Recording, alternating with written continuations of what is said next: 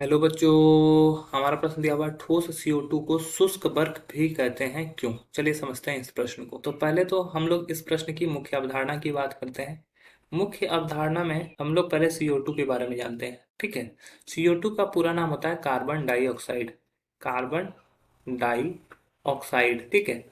ये कैसे प्राप्त होता है? जब कार्बन का पूर्ण दहन दहन करवाया जाता है तो ये क्या होता है, कार्बन डाइऑक्साइड बनाता है और यहाँ से ऊष्मा भी निकालता है। ये कार्बन डाइऑक्साइड ये होता है प्रदूषक होता है। ठीक है।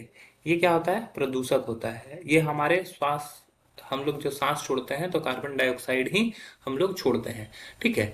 तो अब इसको अगर ठोस रूप लेते जाएं, ठोस CO2, CO2 जनरली किस फॉर्म में रहता है? CO2 जनरली गैस के फॉर्म में रहता है। ठीक है। लेकिन ठोस CO2 मतलब कि अगर मान लो कि कहीं पे कार्बन डाइऑक्साइड है, इसको हम लोग जमा दें, ठीक है, तो ये ठोस CO2 होगा। और वो ठोस CO2 को ही शुष्क बर्फ कहते हैं। शुष्क बर्फ इसलिए कहते हैं क्योंकि जब इसको हम लोग गर्म करते हैं तो वो क्या होता है कि ठोस से सीधे किस में बदल जाता है? ठोस से सीधे गैसीय रूप में बदल जाता है। ये द्रव अवस्था में नहीं बदलता है। अतः इसको हम लोग शुष्क बर्फ बोलते हैं।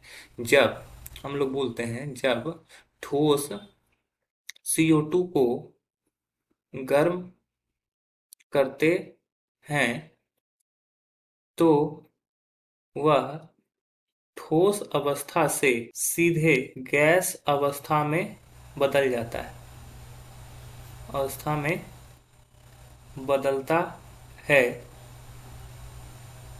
द्रव अवस्था में CO2 नहीं जाता है। अतः ठोस CO2 को शुष्क बर्फ कहा जाता है। शुष्क बर्फ कहा जाता है। ठीक है। तो CO2 के इसी वजह से शुष्क बर्फ कहते हैं। आशा है यह प्रश्न आपको समझ में आया होगा। धन्यवाद।